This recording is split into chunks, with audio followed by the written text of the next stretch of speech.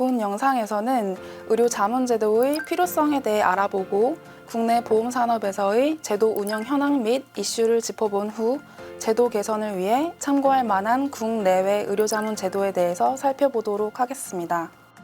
의료자문은 건강보험 서비스 제공의 전 과정에서 필요시 의료 전문가에게 의학적 소견을 구하는 것을 말합니다.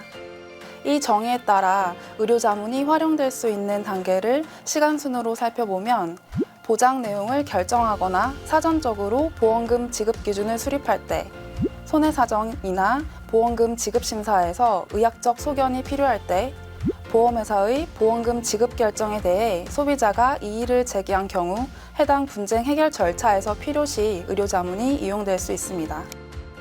의료자문의 기본적인 목적은 임상적 근거에 따라 적정 보험금을 산정 지급함으로써 소비자의 위험 보장이라는 보험 본연의 기능을 충실히 수행하는 데 있습니다.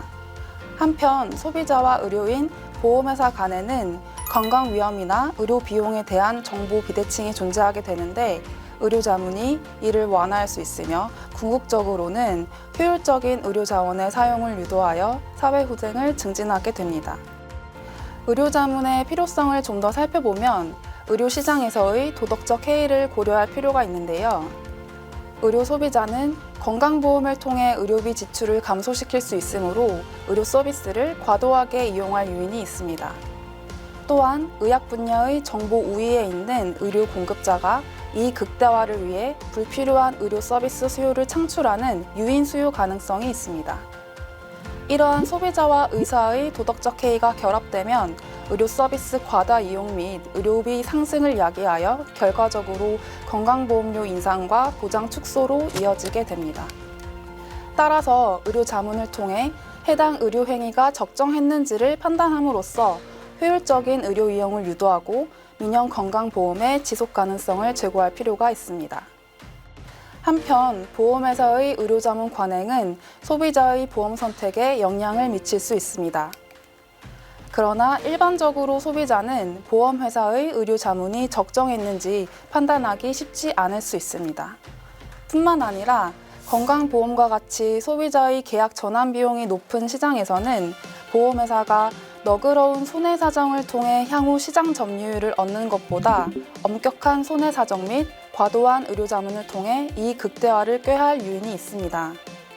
따라서 공정하고 투명한 의료자문제도를 구축하여 보험회사의 의료자문 남용 우려를 불식하고 소비자를 보호할 필요가 있겠습니다.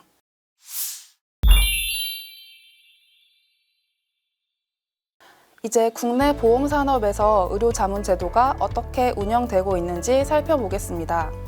금융감독원과 보험협회는 2021년 의료자문 표준 내부 통제 기준을 마련하고 설명 및 공시 의무를 강화하였습니다. 보험금 지급 결정 과정을 살펴보면 먼저 보험회사 사의가 청구권에 대한 내부 지급 심사를 하게 됩니다.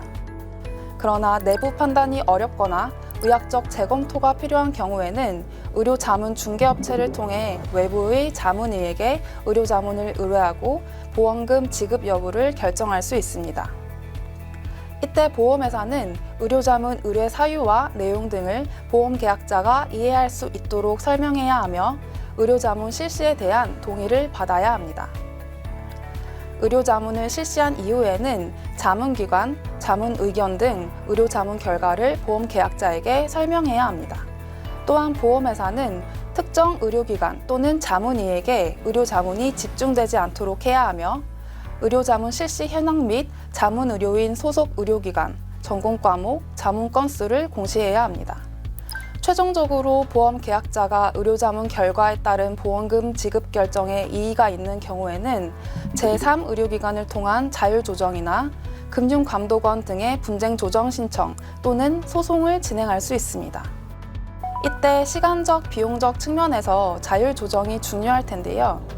보험약관에서는 보험 수익자와 회사가 함께 제3의료기관 자문의를 정하고 이때 자문 비용은 회사가 전액 부담한다는 내용을 명시하고 있습니다.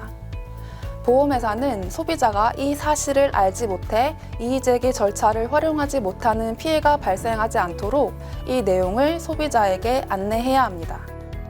보험회사는 의학적 전문 소견이 필요한 경우 제한적으로 의료자문을 시행 중에 있고 생손보 업권별 의료자문 실시율은 0.1에서 0.2% 정도입니다. 의료자문 결과를 근거로 보험금 지급을 거절 또는 삭감한 비율을 살펴보면 2022년 기준 의료자문 10건 중 생명보험은 6건 이상, 손해보험은 10건 중 약 3건에 대해 보험금의 일부 또는 전부를 지급하지 않았습니다.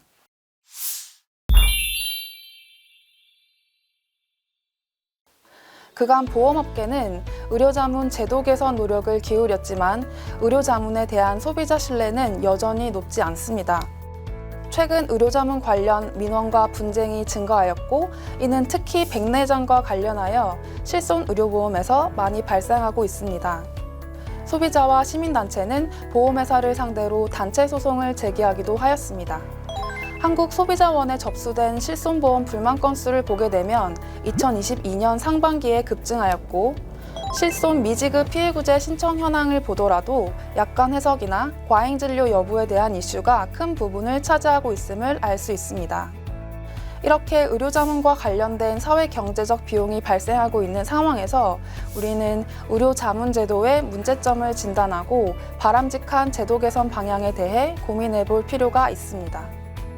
의료자문 제도에서 가장 시급한 과제는 독립적인 자문위 인력풀 구성입니다.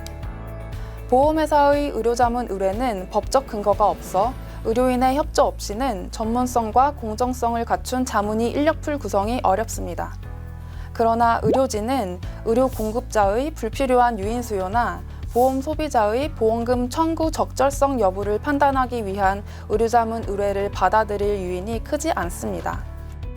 또한 독립성이 요구되는 제3의료기관을 통한 자율조정은 마찬가지로 자문위 선정의 어려움으로 인해 진행이 쉽지 않은 실정입니다. 투명한 의료자문제도의 운영을 위해서는 보험회사의 내부 통제 기준에 대한 준수사항을 소비자가 알 수 있도록 설명하고 공시하는 것이 중요합니다. 현재 의료자문 실태에 대한 공시는 의료자문 실시 건수 및 비율, 그리고 이를 통해 보험금을 부지급하거나 일부 지급한 경우에 대해서만 이루어지고 있습니다. 그러나 의료자문 제도를 제대로 평가하기 위해서는 보험회사별 제3의료기관을 통한 추가 의료자문 실시율, 그리고 이를 통해 보험회사의 결정이 뒤집힌 비율에 대한 정보가 추가적으로 필요합니다. 다만 이와 같은 공시는 제3의료기관 자문위 선정 어려움이 해결되어야 가능하겠습니다. 한편 동일한 보험 상품에서 보장하는 동일 질환에 대해 의료자문 결과가 달라 보험회사별로 다른 결정을 내리거나 보험금 지급 기준이 회사마다 다른 경우가 있을 수 있습니다. 만약 분쟁이 잦은 사안에서 의료자문 결과의 변동성이 높다면 의료자문에 대한 소비자 신뢰가 저하될 수 있습니다.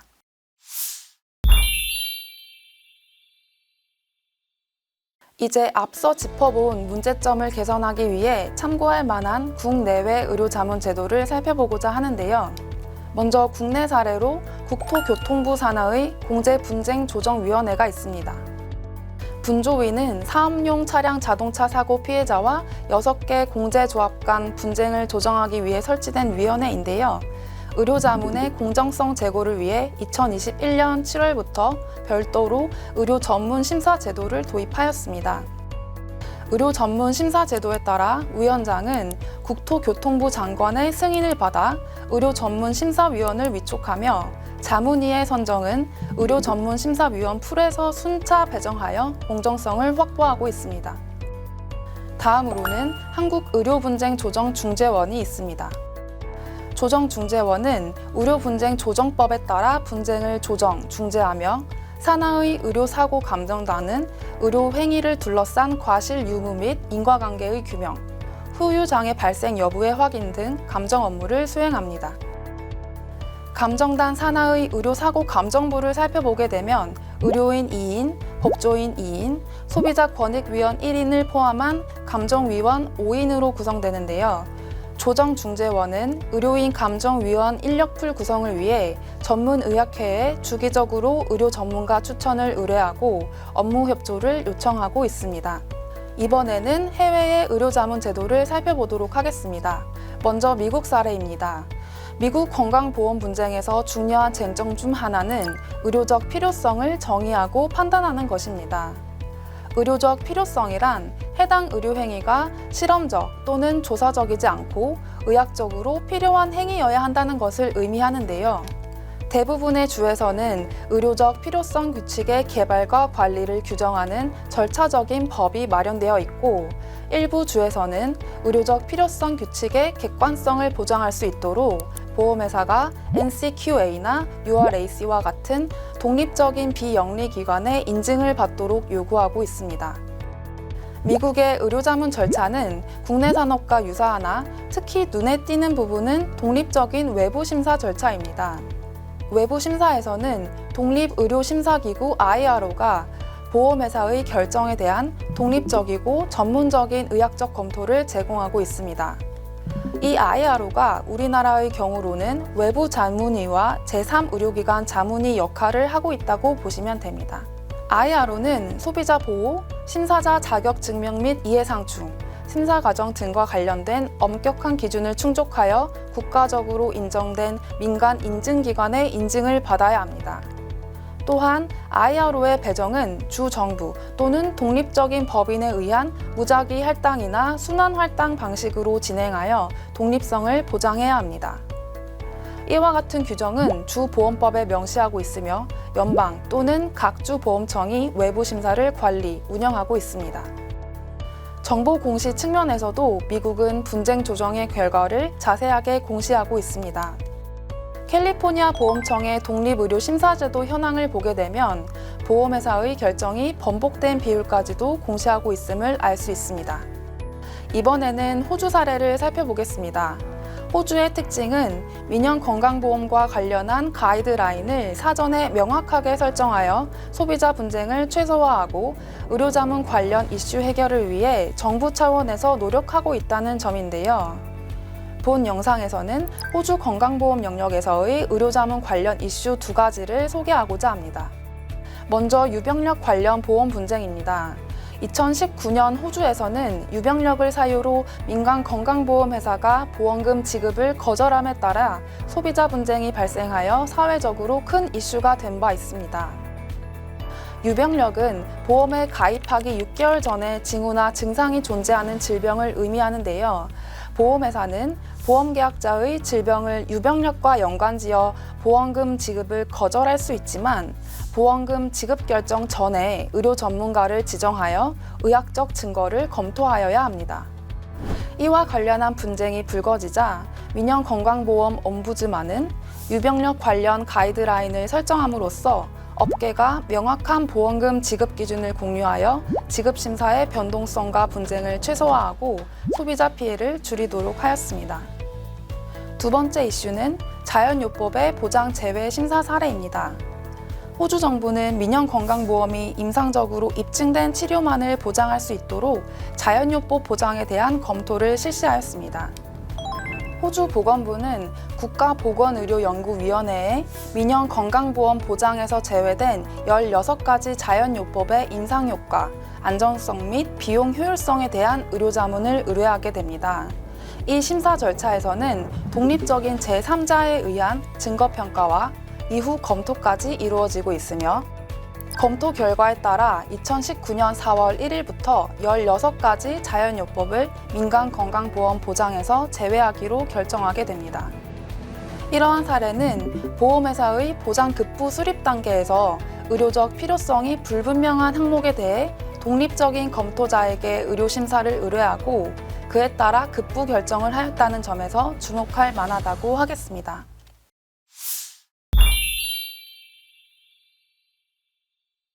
이제 앞서 살펴본 국내외 사례를 참고하여 국내 보험산업의 의료자문제도 개선 방향에 대해 이야기해 보겠습니다.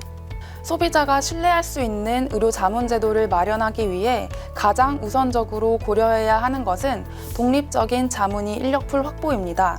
이를 위해 첫 번째로 의료 관련 법률 개정을 통해 제3의료기관의 의료자문에 대한 법적 근거를 마련하는 방안을 고려해 볼 수 있습니다. 국내에서도 한국의료분쟁조정중재원의 조정 절차는 의료분쟁조정법에 근거를 두고 이해관계자의 적극적인 참여를 유도하고 있습니다. 미국의 경우에도 보험법에서 IRO의 인증과 배정 등에 대해 규정하고 있습니다. 국내 보험산업 역시 법적 근거에 따라 자문위 위촉이 가능하다면 보다 객관성을 갖춘 의료 전문가 인력풀 구성이 원활하게 이루어질 수 있을 것입니다. 두 번째, 보다 현실적인 대안으로는 공신력 있는 국가기관 주도로 제3의료기관 자문 절차를 마련하는 방안을 고려해 볼 수 있습니다. 공제분쟁조정위원회의 의료전문심사제도는 국토교통부 주도로 의료전문심사위원을 위촉하고 있으며 미국의 경우에도 연방 또는 각주 보험청이 외부 심사를 관리, 운영하고 있습니다. 이와 유사하게 국내 민영건강보험 영역에서도 감독당국이 분쟁조정위원회를 구성하여 운영할 수 있습니다. 예시와 같이 위원회에서 감독당국 주도로 전문의학회와 업무 협약을 맺고 자문위 선정을 의뢰한다면 제3의료기관을 통한 의료자문의 공정성과 객관성을 제고할 수 있습니다. 다음으로 의료자문 현황 공시를 강화할 필요가 있습니다. 현재 국내 보험회사는 의료자문 실시 현황 및 의료자문을 통해 보험금을 부지급 또는 일부 지급한 현황에 대해서만 공시하고 있으나 미국은 보험회사의 부지급률뿐만 아니라 내부 심사를 통한 번복률과 외부 심사를 통한 번복률을 모두 공시하고 있습니다. 우리나라도 금융감독원에서 보험회사별로 제3의료기관을 통한 추가 의료자문 시행 건수 및 비율, 이를 통해 기존 보험회사의 결정이 뒤집힌 건수 및 비율을 공시하여 소비자가 보험회사의 의료자문 관행에 대해 평가할 수 있도록 할 필요가 있습니다. 한편 이와 같은 공시는 제3의료기관 자문위 선정 어려움이 해결되어야 가능합니다. 끝으로 보험금 지급기준 정립 시 국가기관 주도로 전문의학회가 참여하여 임상적 근거에 따라 객관적이고 전문적인 가이드라인을 마련할 필요가 있습니다. 호주는 민영건강보험 관련 이슈 발생 시 보건부 등 관련 부처와 독립적인 의료 전문가, 옴부즈만 등이 개입하여 가이드라인을 정립하고 잠재적인 분쟁을 최소화한 바 있습니다. 단, 빠르게 발전하는 의료기술을 반영할 수 있도록 가이드라인은 주기적으로 업데이트되어야 할 것입니다. 그간 보험업계와 감독당국은 의료자문제도 개선을 위해 노력해 왔습니다. 여기에서 더 나아가 의료자문이 더욱 공정하고 신뢰성 있는 제도로 자리매김하기 위해서는 잔존하고 있는 문제들을 해결해 나갈 필요가 있습니다. 공정한 방식으로 자문위 선정이 가능한 환경이 마련되면 소비자는 보험회사의 보험금 지급 결정을 신뢰할 수 있어 분쟁이 줄어들 것이고, 소비자가 이의를 제기하는 경우에도 독립적인 제3의료기관에 추가적인 자문을 의뢰함으로써 분쟁을 효과적으로 해결할 수 있습니다. 소비자가 의료자문 제도에 대해 이해하고 당국과 보험업계가 제도의 객관성과 공정성 확보 및 전문성 강화를 도모함에 있어 본 연구를 참고할 수 있기를 바라며 영상을 마칩니다.